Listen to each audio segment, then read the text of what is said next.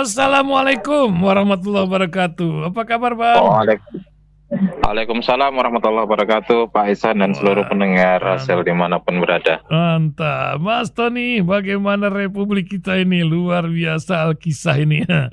Ya, apakah hidup makin pahit seperti apa tagar yang berkeliaran atau seperti tadi kopi yang kita minum pagi-pagi ini? Tapi apa yang terjadi, Mas Tony? Ini banyak isu ini masih masalah kabinet gemuk. Nah, ini dijadi sorotan juga ramai lagi masalah Danantara. Dulu ada asuransi ini itu ya, tapi ini luar biasa gedenya. Jiran pun pada lihat, wih, bisa kali ini besarnya. Juga urusan adili Jokowi. Apa bisa, Mas Tony, ini tulisannya kok agak-agak macam mana gitu ya. Dan juga terakhir yang saya mau angkat juga masalah polisi tipu polisi. Nampaknya ini selalu menjadi pengadilan etika. Nggak pernah kena pasal pidana ini. Silakan Mas Tony, Alkisah apa yang akan disampaikan? Mungkin ada ide lain dari Mas Tony untuk pendengar. Tafadhol, Bang. Iya, Pak Ihsan dan seluruh pendengar radio.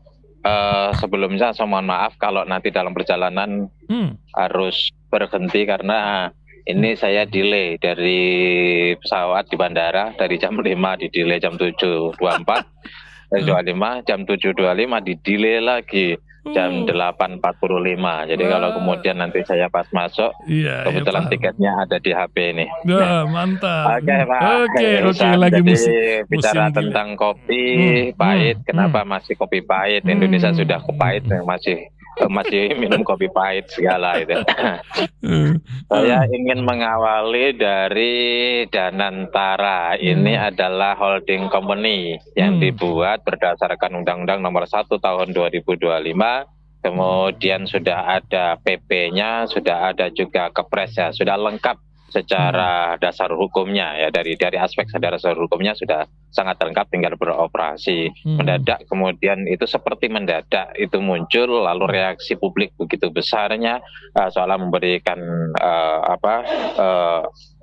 respon negatif terutama pasar, dan pada akhirnya banyak yang kemudian meminta untuk mengambil uang dari bank ya, yang itu bisa dikatakan ras.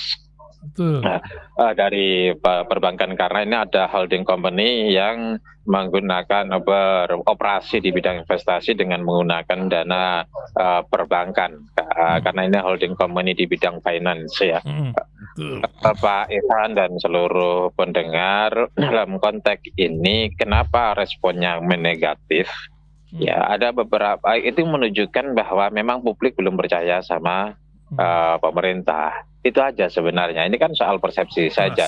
Kalau kita lihat secara substansial bagus, mungkin momentumnya berbarengan dengan trust publik yang lagi turun begitu drastis. Di mana ketika pertama ada pembentukan kabinet gemuk yang sampai sekarang belum terlihat efisiensinya atau belum terlihat kinerja sesuai yang diharapkan. Makanya saya selalu bilang saya belum mau memberikan kritik dan sebagainya. Saya pada prinsipnya memberikan kepercayaan kepada pemerintah untuk membuat kebijakan-kebijakan. Kemudian kita lihat kebijakan itu bagaimana realisasinya di lapangan. Itu pertama. Kemudian yang kedua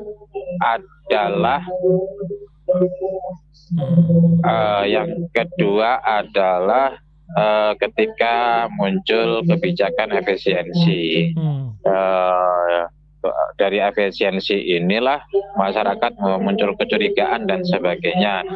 Sementara penjelasan pemerintah belum begitu clear di telinga masyarakat. Perlu perjuangan untuk memberikan penjelasan. Kemudian yang ketiga, kita tahu BUMN di Indonesia ini adalah BUMN yang dalam tanda kutip dijadikan sapi perah oleh pihak-pihak tertentu, terutama pihak yang punya akses kepada pemerintah.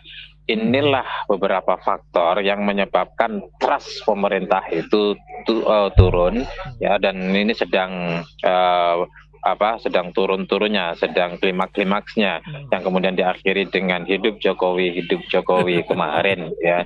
Dalam situasi seperti ini, apapun produk yang sebagus apapun produk yang akan ditawarkan oleh pemerintah atau sedang ditawarkan oleh pemerintah, pasti akan mengalami sebuah penolakan.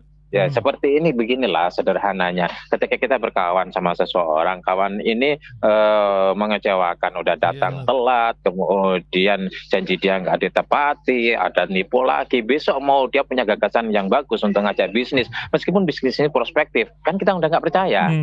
Kira-kira gitu. Nah, jadi ini bukan berkaitan semata-mata soal substansi ya. Substansi bisa diberdiskusikan satu dengan yang lain, bisa diperdebatkan satu dengan yang lain, bisa duduk bareng untuk melihat secara objektif apa yang ada sebagai sebuah gagasan brilian atau gagasan yang buruk ya. Tetapi lepas dari itu, bahwa persepsi publik sudah begitu terbentuk menjadi negatif karena trust tadi. Nah, inilah menurut saya kekurang cerdasan pemerintah ya untuk mengelola sebuah isu, kekurang cerdasan pemerintah untuk melahirkan untuk memilih timing di dalam memberikan program atau menawarkan sebuah gagasan program. Nah, ini disinilah dituntut bahwa seorang pemimpin, seorang stakeholder, seorang pengelola negara itu memang orang-orang yang memang harus kompleks di dalam berpikir, ya komprehensif, dia melihat dari semua sisi sehingga tidak hanya tepat secara substansi, secara materi, tapi juga tepat waktu, kemudian tepat dengan ketepatan-ketepatan yang lain. Itu Pak Ihsan. Dan antara ini, ya. Meskipun kalau saya akan menunggu apa yang akan terjadi di tengah hilangnya trust publik kepada pemerintah ini. Kemudian yang kedua soal polisi tipu polisi, ya ada memang polisi tipu polisi, ada ustadz tipu ustadz, ada guru tipu guru, ada pendeta tipu pendeta, ya ada macam-macam lah tipuan itu. Itu adalah realitas sosial yang selalu ada di dalam sebuah sejarah. Yang kemudian kenapa ini muncul, semua isu terkait dengan polisi itu muncul, lagi-lagi yang pertama adalah bahwa polisi itu penegak hukum. Ya, orang masyarakat menginginkan polisi itu di atas rata-rata integritasnya daripada masyarakat umum, karena memang pemilih gimana nasib sebuah bangsa kalau itu terjadi.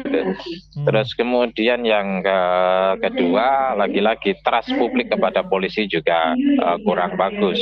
Ini yang kemudian segala hal terkait dengan trust yang buruk, trust yang rendah, yang itu yang kemudian membuat membuat publik itu memberikan tanggapan yang seringkali lebih dominan negatifnya daripada positifnya. Soal kemudian itu menjadi sidang etik, ya saya pikir itu ada dua, ada sidang etik, ada sidang kriminal, ada sidang ini pidana, karena memang ini adalah urusan perdata, delik aduan, ya, jadi hanya perdata tapi bisa menjadi pidana kalau itu pidananya di delik aduan. Kalau pihak yang dirugikan itu melaporkan, maka itu akan diproses secara hukum. Tapi kalau tidak, misalnya saya menipu Pak Ihsan, ya kalau Pak Ihsan tidak melaporkan saya maka tidak menjadi pidana, tapi kalau Pak Ihsan menipu saya, itu akan menjadi sebuah proses pidana. Dan ini sudah diajukan baik dalam konteks kenapa menjadi ada sidang etika, karena ini berkaitan dengan profesi. Kebetulan polisi adalah sebuah profesi yang berada di dalam struktur kenegaraan. Kenapa harus ada sidang pidana? Karena memang ini adalah pidana delik aduan yang ketika dilaporkan maka kepolisian atau bahkan bisa juga kejaksaan harus memprosesnya. Begitu Pak Ihsan. Ya, luar biasa ini. Dan ada lagi cerita masalah kabinet gemuk tetap menjadi sorotan terus. Apa yang Mas Tony ingin soroti? Baru satu kali ini ada reshuffle ini. Gimana Mas Tony? Begini Pak Ihsan, ketika kita menyusun struktur di kabinet atau struktur pemerintahan secara menyeluruh, maka ada dua pertimbangan. Satu itu pertimbangan kinerja, yang kedua adalah pertimbangan atau efektivitas kinerja, dan yang kedua adalah pertimbangan politis kekuasaan. Kan dua-duanya itu dibutuhkan. Ya, kita mencoba untuk berada di posisi Pak Prabowo sebagai presiden. Kalau saya jadi presiden, dua itu pertimbangan. Cuman seringkali memang pemerintah, terutama pada era Pak Jokowi, 10 tahun, itu pertimbangan-pertimbangan di dalam kabinet, baik penyusunan maupun reshuffle, itu pertimbangan politisnya lebih besar daripada pertimbangan kebutuhan akan efektivitas kinerja. Ini yang kemudian presiden berikutnya akan disorot soal hal itu. Ketika itu gemuk, mengakomodir agar kekuasaan itu stabil. Dengan kekuasaan stabil, maka stabilitas nasional itu terjamin. Stabilitas nasional terjamin, maka kinerja menjadi tenang, kinerja menjadi efektif. Meskipun setelah 100 hari belum nampak juga efektivitas kinerja itu. Tetapi dalam konteks itu masih kita pahami. Pada saat penyusunan gemuk itu, kabinet gemuk itu muncul efisiensi. Masyarakat kemudian akan melihat ini kok kontra. Itu sih sebenarnya. Ketika kabinet gemuk, kekecewaan terhadap presiden sebelumnya atau pemerintahan sebelumnya yang kemudian diakomodir oleh Pak Prabowo itu juga menciptakan sebuah resistensi yang cukup tinggi, dan Pak Prabowo ambil resiko itu. Setelah itu malah ada efisiensi. Kalau ini juga yang kemudian jaraknya nggak terlalu jauh, sekitar 100 harian, itu kemudian ada efisiensi. Ini yang kemudian membuat sebuah kegaduhan. Menurut saya memang pemerintah ini harus cerdas ya. Tidak boleh tidak bahwa persepsi publik itu mempengaruhi situasi sosial, situasi politik, situasi ekonomi. Ya kayak Janantara ini kan mempengaruhi situasi ekonomi. Betul. Gitu kan. Saham-saham SK itu turun semua, jeblok semua beberapa hari belakangan ini. Itu maksud saya bahwa memang perlu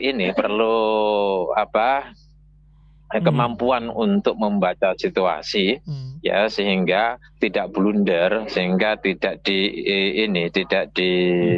dipersepsi secara negatif yang kemudian menciptakan kegaduhan, dan pada akhirnya kegaduhan itu bisa berdampak kepada situasi yang tidak stabil secara ekonomi, secara politik, secara sosial dan sebagainya. Nah, kayak kita tahu kemarin misalnya, ini satu contoh Pak di ulang tahun Gerindra, ya, kemudian dimunculkan isu untuk nyalon lagi di 2029, gitu kan. Bagi analis politik seperti saya bisa membaca arahnya. Misalnya arahnya itu kemana? Itu kan sebenarnya ingin memberikan warning kepada Pak Jokowi, pesan politik pada Pak Jokowi dan kepada Gibran. Aku yang pertama, aku masih sehat loh, gitu loh. Aku ini masih sehat. Ya, orang yang mengatakan saya sakit, saya berhenti di jalan, enggak. Aku masih sehat dan akan full hari ini. Kemudian yang kedua adalah 2029 aku nyalon lagi. Udah, Gibran itu enggak usah nyalon. Kalau mau jadi wakil gua atau kemudian melawan aku akan nyalon. Kira-kira pesan, dan itu menurut saya sangat mendalam pesannya itu, ya. Tetapi kan tidak mungkin ini dijelaskan. Dijelaskan kan. Yang kemudian Pak Jokowi paham itu, memberikan sebuah jawaban, ya kok nyalain saya terus, dikit-dikit Jokowi yang salah. Ya sekali-kali lah salahin Pak Prabowo, kan presidennya Pak Prabowo. Pada takut ya, pada nggak berani ya nyalain Pak Prabowo. Ya, itu kan juga merupakan sebuah pesan politik sangat biasa. Gitu. Artinya apa Pak Prabowo, Pak Jokowi mengatakan saya sudah selesai. Ya sekarang kalau kemudian sekarang ada masalah, jangan tembakan saya, dimakan Pak Prabowo dong. Ya, kalau mau berhadapan bukan dengan seorang mantan presiden, tapi dengan presiden dong. Itu kan sebenarnya memberikan sebuah pesan politik. Itu yang saya katakan pernah tulis yang kemudian mendapatkan respon dari teman-teman yang luar biasa. Responnya agak dicurigai bahwa ada perseteruan antara Prabowo dengan Pak Jokowi, yang kemudian besoknya Pak Prabowo ngisi acara di sambutan di muktamar Muslimat NU, mengatakan ada yang mencoba untuk berhadapan dengan saya dengan Pak Jokowi dan sebagainya. Ketika saya ditanya oleh banyak pihak, ya kita lihat saja. Saya menggunakan basis teoritis, ada teorinya. Jadi data-data yang ada, saya mencoba untuk mengolahnya dengan basis teori konflik yang itulah hasilnya. Dan kan kita lihat tingkat validitas apa yang saya tulis ini. Ya, memang luar biasa ya. Ini juga kabinet sedang retret, training atau apa ya, bahkan retret. Gibran itu menjadi pemateri dalam acara di sana. Ya, ini menjadi sebuah fenomena di tengah senior-senior kepala daerah juga yang lain yang sudah makan asam garam kehidupan. Nah, tapi sementara isu tentang adili Jokowi terus bergulir, ini apa mungkin banyak ini dari pasca sarjana Universitas Syahid Saiful Anam mengingatkan gampang kalau mau, tapi adakah kemauan ini atau macam mana, Bang? Silakan, Bang. Ini kita harus melihat melihat fakta yang ada, data realitas di lapangan. Memang kita menganut trias politika di mana eksekutif, yudikatif, dan legislatif itu berdiri sendiri. Tetapi sistem presidensial kita inilah yang kemudian membuat soal eksekutif itu begitu sangat dominan mengontrol terhadap eksekutif, legislatif, dan yudikatif. Kita bisa lihat ketika menteri-menteri itu dipilih dari ketum-ketum partai, sementara orang-orang di DPR yang ada di legislatif itu anak buah ketum partai, sementara ketum partai itu adalah anak buahnya presiden. Gimana mau kritis? Gimana mau menjalankan fungsi kontrolin? Nah, kemudian juga menjalankan fungsi legislasi, membuat peraturan. Ya pada akhirnya peraturan mana yang bisa berani tabrakan dengan peraturan yang disiapkan oleh pemerintah? Ini undang-undangnya, tolong tanda tangani gitu kan. Lu minta apa, selesai. Kalau lu macam-macam ya udah ngomong sama ketua umumnya. Anak buahmu itu tertibkan, kalau enggak aku ganti, aku reshuffle kamu, selesai.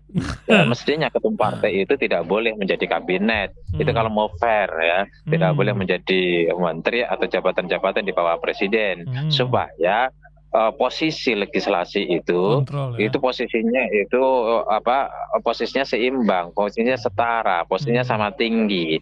Tapi kalau kemudian ketua-ketua partai itu jadi menteri, bahkan berebut untuk menawarkan jadi menteri, ya automatically bahwa legislator itu tersandra. Ini yang kemudian menjadi sebuah persoalan yang sangat serius. Saya kan selalu bilang sistem kita itu sistem yang tidak normal, tidak ideal dalam konteks ini. Terus kemudian jadi kemudian soal ini KPK, ya panselnya yang bikin presiden. Presiden kan tinggal ngomong enak aja, pansel, jadikan pansel, titik aja. Mereka yang mau jadi pimpinan KPK, syaratnya cuma 2, mau jadi, mau. Oke, syaratnya gini aja, kamu jangan utek-utek presiden, selesai kan? Ya karena apa? Panselnya yang bikin presiden. Gitu kan. Ini yang kemudian menjadi sebuah problem. Kemudian Jaksa Agung diusulkan oleh presiden. Ya, itu. Terus kemudian ini juga Mahkamah Agung diusulkan oleh presiden. Macam apa negara dengan sistem yang seperti ini? Trias politika tidak berjalan secara baik. Jadi Montesquieu dan John Locke yang kemudian kita adopsi ya tidak sebagaimana yang mereka harapkan. Padahal itu ingin pembagian kinerja dan check and balance satu dengan yang lain. Itu iya. Pak. Seluruhnya disandra ya. Ketika Sandra sudah tidak terbuka, jadilah itu seperti Direktur Pertamina Pertraniaga kemarin ya yang ditahan. Itu kan menjadi sebuah fenomena. Kalau Sandra itu menjadi contoh begini. Bukan begitu Mas Tony? Iya, ini otomatis. Jadi sistem itu menciptakan sandra gitu kan. Yang kemudian di luar sistem sandra juga diciptakan. Dengan apa? Ya ketum-ketum partai yang punya dosa itu disandra gitu kan. Itu kan sebenarnya di luar sistem. Tapi sistem sendiri itu memberi ruang untuk terjadinya sebuah penyanderaan. Sistem di mana presidensial dengan ketua partai, ketum partai menjadi berada di kabinet, menjadi anak buahnya presiden, dan kemudian para legislator atau anggota-anggota DPR itu anak buahnya ketum partai. Ya automatically kemudian institusi hukum dipimpin oleh orang-orang yang dipilih oleh eksekutif, oleh presiden dalam konteks ini. Gimana nggak tersandra?